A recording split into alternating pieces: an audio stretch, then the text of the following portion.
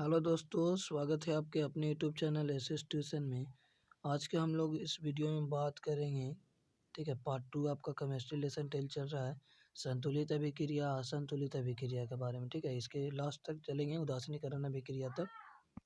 चलिए, वैसी रासायनिक अभिक्रिया जिसमें समीकरण के दोनों ओर के प्रत्येक तत्व के परमाणु की संख्या क्या होती है, समान होती है। फिर से देखिए, संतुलित अभिक्रिया किसे कहते हैं, तो वैसी रासायनिक अभिक्रिया जिसमें समीकरण के दोनों ओर के प्रत्येक तत्व के परमाणु की संख्या क्या होती है, समान होती है।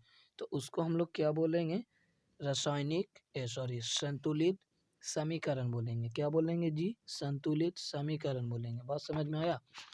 चलिए, अगला है आपका असंतुलित अभिक्रिया। तो वैसी रासायनिक अभिक्रिया जिसमें समीकरण के दोनों ओर के प्रत्येक तत्व के परमाणु की संख्या क्या होती है, असमान होती है। देख लीजिए, वैसी रासायनिक अभिक्रिया जिसमें समीकरण के दोनों ओर के प्रत्येक तत्व के परमाणु की संख्या क्या होती है, असमान नहीं होती है। समान नहीं होती, यानी कि क्या होती है, तो असमान होती है। असमान होती है। बात समझ में आया। चलिए देखिएगा, असमान होती है। जैसे मैं एक एग्जांपल लेकर के आपको बताते हैं। जैसे अगर हमको जल निर्माण करना है, यानी कि H2 प्लस Cl2, जल निर्माण हो जाएगा H2O, ठीक है। H2 हो गया। चलिए, यहाँ से ध्यान दीजिए। अब देखिएगा, एक बात ध्यान देना हमेशा है कि संतुलित अभिक्रिया जब भी करेंगे ना, संतुलित अभिक्रिया हमको जब भी करना होगा, तो चाहे तो आप, ठीक है, चाहे तो आप इस साइड में गुना कीजिए या फिर इस साइड में या फिर इस साइड में गुना कीजिएगा, लेकिन कभी भी हमको निचला छोर में गुना नहीं करना है। बात समझ में आया। चलिए, हम लोग समीकरण को संतुलित करते हैं। पहले देख लेते हैं संतुलित है या असंतुलित है, ठीक है। चलिए, परिभाषा से देख लीजिए।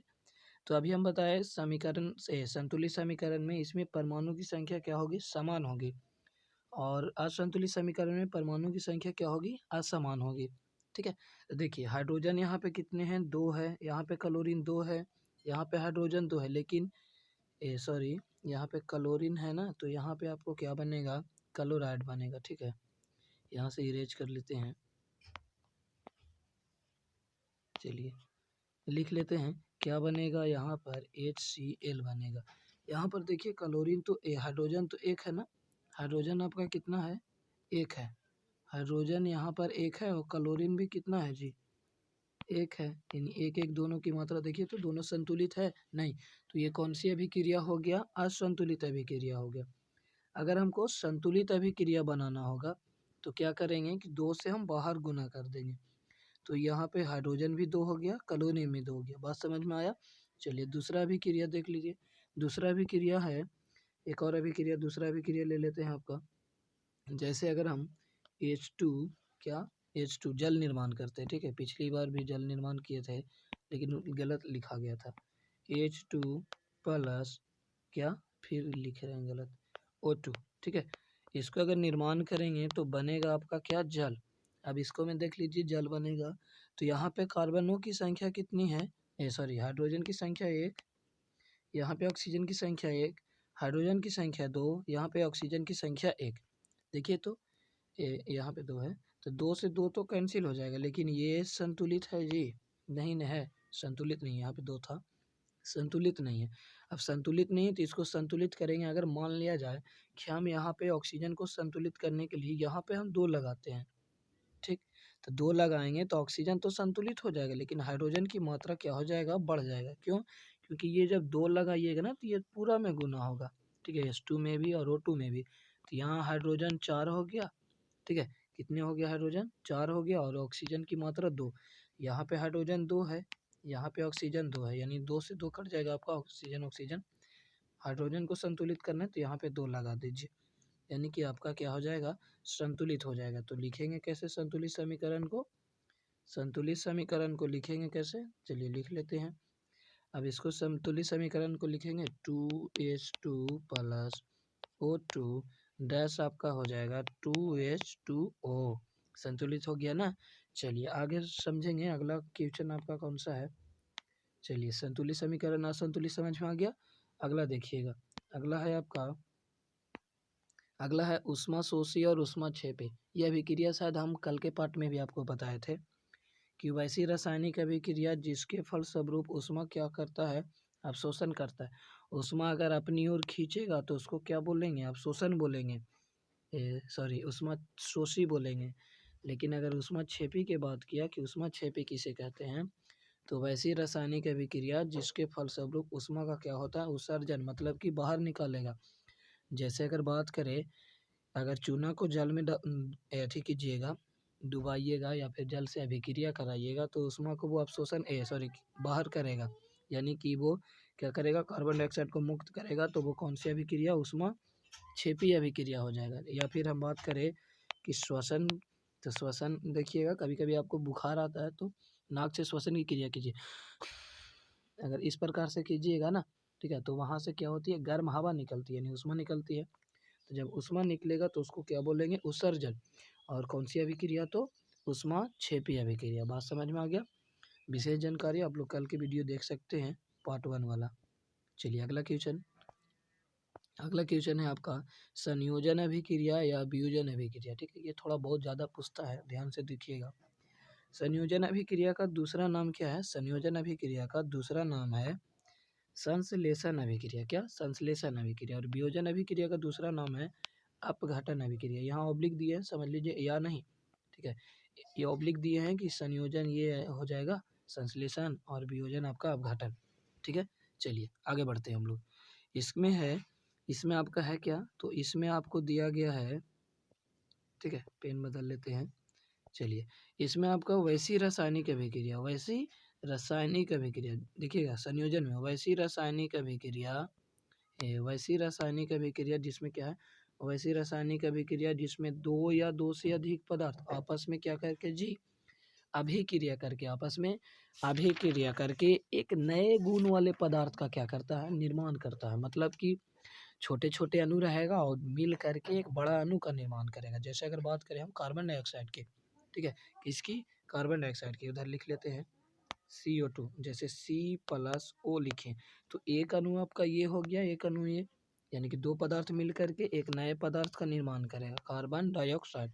दूसरी अगर हम बात करें कि अगर हमको हाइड्रोजन और ऑक्सीजन, ये दो पदार्थ है, हाइड्रोजन अलग ऑक्सीजन अलग, ये दो पदार्थ मिल करके क्या बना रहा है, तो जल बना रहा है। क्या बना रहा है, जल बना रहा है। ठीक है, तो दो पदार्थ आपस में अभिक्रिया करता है तो क्या बनाता है, आपको एक संयोजन अभिक्रिया बनाता है। बात समझ में आ गया, संयोजन अभिक्रिया बनाएगा। अगर हम वियोजन की बात करें तो संयोजन का अपोजिट है ये, यानी कि देखो दो पदार्थ आपस में मिल करके क्या बनाते थे, एक बड़ा पदार्थ बनाते थे, यानी कि संयोजन अभिक्रिया। लेकिन वियोजन में है कि ये बड़े को पदार्थ रहेगा और इसको गर्म कीजिएगा या फिर और कोई अभिक्रिया कराइएगा तो दो गो छोटे छोटे अभिक्रिया छोटे छोटे पदार्थ में क्या हो जाएगा, बदल जाएगा। यानी कि वैसी रासायनिक अभिक्रिया, वैसी रासायनिक अभिक्रिया जिसमें किसी यौगिक के बड़े अणु टूटकर, यहाँ पे टूटेगा, ठीक है, बड़े अणु टूटकर दो या दो से अधिक नए सरल यौगिकों का क्या करता है, निर्माण करता है।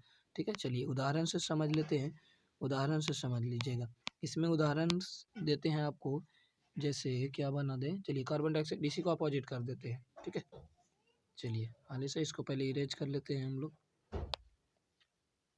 देखिए कार्बन डाइऑक्साइड की अभिक्रिया अगर हम अपोजिट कर दें, मतलब कि ऐसे CO2, इरेज वाला था, CO2, इसको अगर हमको तोड़ना है तो एक ही एक बड़ा अणु है और बड़ा अणु टूट करके क्या करता है, दो या दो से अधिक नए सरल यौगिक, सरल का मतलब होता है छोटे छोटे, तो यहाँ कार्बन में टूट जाएगा और क्या टूटेगा, ऑक्सीजन में टूट जाएगा। बात समझ में आ गया, आगे बढ़ें, चलिए आगे बढ़ते हैं। इसके बाद अगला है, फिर से देख लीजिएगा, देखो एक बार फिर से, संयोजन अभिक्रिया किसे कहते हैं, तो वैसी रासायनिक अभिक्रिया जिसमें दो या दो से अधिक यौगिक आपस में अभिक्रिया करके एक बड़ा पदार्थ निर्माण करता है। ठीक है, नए गुण वाला। लेकिन वियोजन में अपोजिट है, एक बड़ा यौगिक मिलेगा और अभिक्रिया करके दो छोटे छोटे यौगिक निर्माण करेगा। बात समझ में आ गया, चलिए आगे बढ़ते हैं। अगला है वैद्युत अपघटन अभिक्रिया। वैद्युत अपघटन पढ़ने से पहले एक बात हम लोग समझते हैं। ठीक है, यहाँ पे आपको परिभाषा में भी दिखाई दे रहा होगा एनोड और कैथोड। देखो कैथोड और किधर है, एनोड, यहाँ पर। तो कैथोड का साइन क्या होता है, ऋणात्मक साइन होता है, एनोड का साइन क्या होता है, तो धनात्मक साइन होता है। ठीक है, क्या होता है, कैथोड का ऋणात्मक साइन और एनोड का धनात्मक साइन होता है। बात समझ में आया। चलिए, तो अब पढ़ेंगे हम लोग अभिक्रिया। देखो यहाँ पे अभिक्रिया क्या है, तो वैद्युत अपघटन अभिक्रिया है ना, वैद्युत अपघटन अभिक्रिया। इसको पहले ही मिटा लेते हैं। वैद्युत अपघटन अभिक्रिया कह रहा है वैसी, यहाँ पे टाइपिंग में गलती हो गया है, ये ओ नहीं है।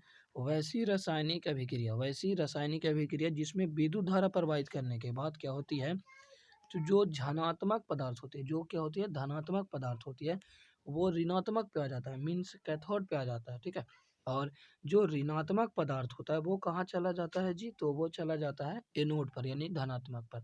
जैसे अगर बात करें कि नमक ले लीजिए, NaCl, अगर नमक में हम विद्युत धारा प्रवाहित करेंगे, क्या प्रवाहित करेंगे, विद्युत धारा, पूरा नहीं लिखे हैं, विद्युत धारा जब प्रवाहित करेंगे तो यहाँ पे कैथोड आता है, एनोड आता है, और पहले लिख दें, चलिए एनोड को हम पहले लिख देते, कैथोड हो गया, एनोड हो गया।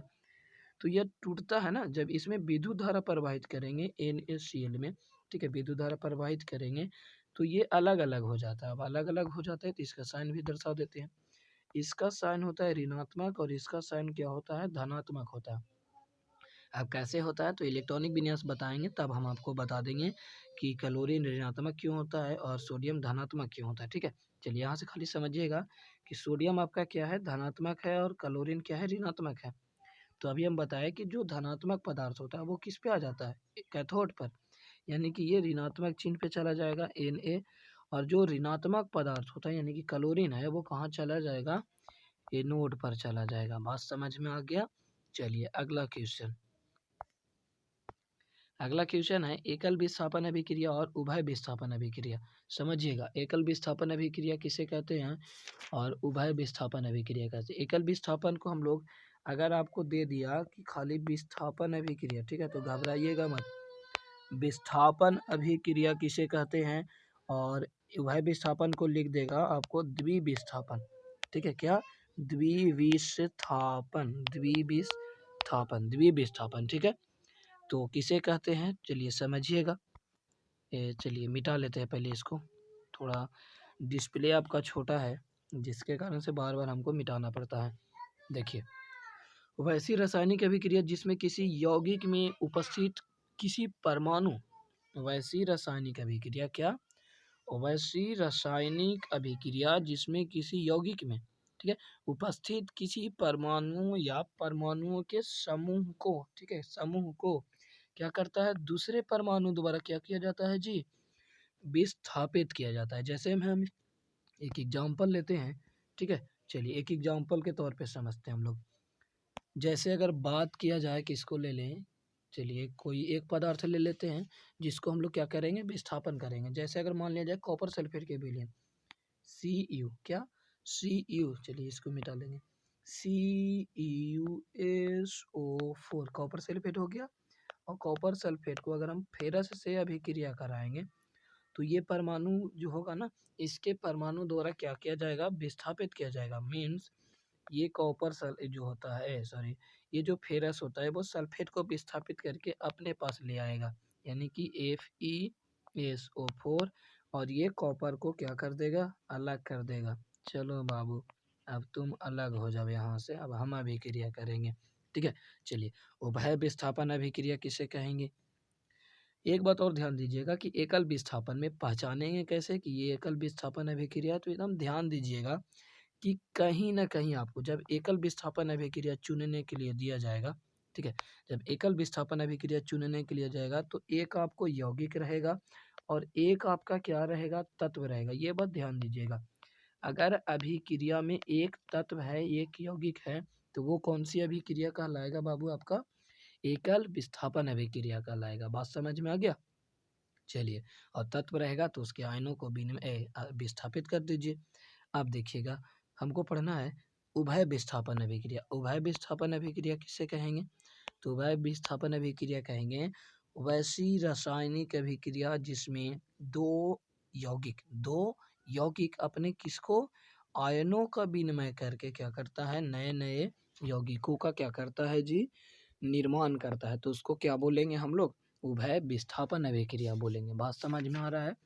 चलिए हम लोग अभिक्रिया कराते हैं, तो अभिक्रिया कराएंगे तो क्या हो जाएगा यहाँ पर, चलिए हम लोग लिख लेते हैं FeS। अगर हम बात करें फेरस सल्फाइड का, क्या FeS, पेन बदल ले, FeS फेरस सल्फाइड इसको बोलते हैं, ठीक है। और अभिक्रिया कराएंगे H2SO4 से। चलिए यहाँ से देख लीजिए, एक यौगिक ये है, एक यौगिक ये है, दो को यौगिक हो गया। अब यहाँ पे करा अपने आयनों को क्या कर देगा, ये विनिमय कर देगा। तो ये आयनों इसका कौन सा है, तो आयन आपका यहाँ पर है, एक आयन आपका सल्फेट, एक आयन आपका सल्फर, ठीक है। तो ये अपने आयनों को विनिमय कर लेगा, यानी कि अब की जो Fe होगा ये आयन यहाँ पे आ जाएगा, ठीक है। यानी कि इधर जो बनेगा FeSO4 बनेगा, ठीक है। आयन विस्थापित हो गया। अब जो हाइड्रोजन का आयन सल्फेट था वो आपकी सल्फेट नहीं लेगा, क्या लेगा, फेरस का आयन ले लेगा। तो फेरस का आयन क्या था, एस यानी कि सल्फर, यहाँ पे बना लेगा H2S, क्या बना लेगा, हाइड्रोजन सल्फाइड बना लेगा। बात समझ में आ गया? चलिए आगे बढ़ते हैं हम लोग। आगे बढ़ेंगे, कौन सी अभिक्रिया है आपका, अभिक्रिया है अवक्षेपण अभिक्रिया। अवक्षेपण अभिक्रिया किसे कहेंगे, तो चलिए बात करते हैं अवक्षेपण अभिक्रिया की। यहाँ पे है अवक्षेपण अभिक्रिया की वैसी रासायनिक अभिक्रिया, वैसी रासायनिक अभिक्रिया जिसमें कोई प्रतिफल। अब प्रतिफल अभिकारक हम आपको पिछली वीडियो में बताए हैं कि प्रतिफल अभिकारक किसे कहते हैं, नहीं देखेंगे उस वीडियो को तो जा करके देख लीजिएगा। 80% आपको अगर देख लेंगे तो पूरा का पूरा समझ में आ जाएगा, 80 का 110% समझ में आएगा, ठीक है। चलिए देखो, वैसी रासायनिक अभिक्रिया पढ़ लेते हैं फिर से। वैसी रासायनिक अभिक्रिया जिसमें कोई प्रतिफल ठोस के रूप में विलयन से क्या हो जाता है, पृथक। पृथक का मतलब होता है अलग हो जाना, क्या हो जाना जी, अलग हो जाना। तो उसको क्या कहेंगे, अवक्षेपण अभिक्रिया कहेंगे। एक बात और लिखे हैं कि जो विलयन से पदार्थ पृथक हो जाता है उसको हम लोग क्या कहेंगे, अवक्षेप कहेंगे। बात समझ में आया? चलिए एक अभिक्रिया से हम आपको समझाते हैं कि अवक्षेप किसको कहेंगे और अवक्षेपण अभिक्रिया किसको कहेंगे, ठीक है। चलिए लिख लेते हैं हम लोग फटाक सा, NaCl, NaCl यानी कि sodium chloride plus AgNO3, AgNO3, क्या जी, AgNO3 जब अभिक्रिया करता है तो क्या बनाता है, चलिए समझते हैं। यहाँ से अपने आयन विस्थापित कर लेगा, यानी कि NaNO3 सोडियम नाइट्रेट बनाता है, और क्या बनाता है आपका AgCl सिल्वर क्लोराइड बनाता है। और ये सिल्वर क्लोराइड ये आपके पृथक हो जाएगा, एकदम पेंदी में बैठ जाएगा, ठीक है। बर्तन में अगर अभिक्रिया कराइएगा तो पेंदी में क्या हो जाता है, बैठ जाता है। पेंदी समझ में आ रहा है ना? देखिए ये अगर मान लिया जाए बर्तन है, ठीक है, तो इसके पेंदी में AgCl क्या हो जाएगा, यहाँ पर बैठ जाएगा। बस समझ में आया? चलिए देखिए, अब देखिए पृथक किसको बोले, अवक्षेप किसको बोलेंगे, तो AgCl को क्यों बोलेंगे, तो वैसा रासायनिक अभिक्रिया जिसमें कोई प्रतिफल ठोस के रूप में क्या हो जाता है, विलयन से पृथक हो जाता है, तो ये अभिक्रिया क्या कहलाता है, अवक्षेपण। लेकिन जो पदार्थ पृथक होता है उसको क्या कहेंगे, अवक्षेप कहेंगे। बात समझ में आ गया? चलिए एक महत्वपूर्ण देखते हैं समीकरण, बहुत ज़्यादा महत्वपूर्ण है, ठीक है। और है कोई, देखते हैं। चलिए अब नहीं है आपका, देखिए अब विस्थापन अभिक्रिया किसे कहेंगे जी, उदासीनीकरण अभिक्रिया किसे कहेंगे जी, तो उदासीनीकरण अभिक्रिया किसे कहते हैं समझ लीजिएगा जल्दी जल्दी में। उदासीनीकरण अभिक्रिया, चलिए ऊपर वाला छोड़ देते हैं, ऊपर वाला आप रेड कलर से जो लिखा हुआ है टाइपिंग किया हुआ उसको आप पढ़िए, हम ब्लैक कलर वाला पढ़ते हैं। यानी कि वैसी रासायनिक अभिक्रिया जिसमें कोई अम्ल क्षार के साथ अभिक्रिया करके, कोई अम्ल क्षार के साथ क्या करेगा, अभिक्रिया करेगा, तो क्या बनाएगा, लवण और जल। कोई अम्ल क्षार के साथ अभिक्रिया करके क्या बनाता है, तो लवण और क्या बनाता है, जल बनाता है। यानी कि वैसी रासायनिक अभिक्रिया जिसमें कोई अम्ल क्षार के साथ अभिक्रिया करके क्या करता है, तो लवण और जल बनाता है। बात समझ में आ गया? चलिए अगला क्वेश्चन, नहीं इसी में एक एग्जाम्पल समझा देते हैं, एग्जाम्पल के थ्रू हम लोग को देखना है, ठीक है। चलिए एग्जाम्पल के थ्रू समझ लेते हैं। जैसे अगर हम बात करें कि साबुन, सोडियम हाइड्रोक्साइड NaOH क्षार है ये आपका, जब अभिक्रिया करेगा हाइड्रोक्लोरिक अम्ल के साथ, किसके साथ, हाइड्रोक्लोरिक अम्ल के साथ, तो बनाता क्या है, तो बनाता है आपका लवण। लवण यानी कि NaCl, इसको साधारण नमक भी बोलते हैं, याद रखिएगा। और क्या बनाता है अपक्षेप के रूप में, ये और क्या बनाता है, जल बनाता है, याद हो गया। तो वैसी रासायनिक अभिक्रिया, उदासीनीकरण किसे कहते हैं, वैसी रासायनिक अभिक्रिया जिसमें कोई अम्ल क्षार के साथ अभिक्रिया करके क्या बनाता है, लवण बनाता है और जल बनाता है। बात समझ में आ गया। एक और क्वेश्चन कि कल आपको जो पढ़ाया जाएगा प्रकाश रासायनिक अभिक्रिया, ऑक्सीकरण, अवकरण, तो कल का क्लास देख लीजिएगा जरूर, उससे भी बहुत ज़्यादा क्वेश्चन पूछा जाता है। ठीक है, चलिए आज के वीडियो हम लोग यहीं समाप्त करते हैं, बाकी बचे वीडियो हम लोग कल बात करेंगे। जय हिंद।